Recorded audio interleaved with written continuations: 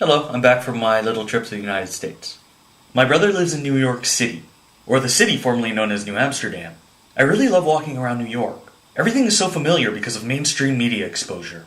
There's the Empire State Building, which is in a ton of movies, Madison Square Gardens, where the Knicks play, and Times Square, where I totally wrecked a tank with my bare hands and threw it at a helicopter.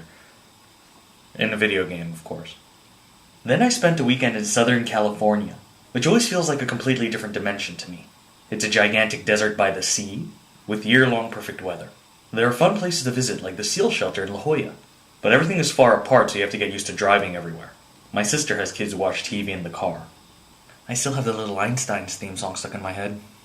When I got back to New York, I took a bus trip to Boston.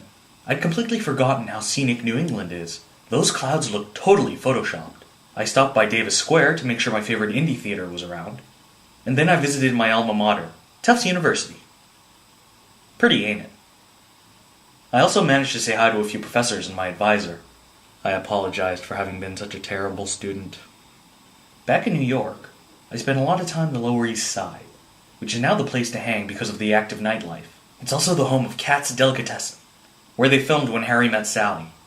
The Lower East may be my favorite place in New York now. Who am I kidding? My favorite place in New York is still Toys R Us in Times Square, where Jurassic Park is still the coolest thing ever. And now a list of all the food I ate that you can't get at home.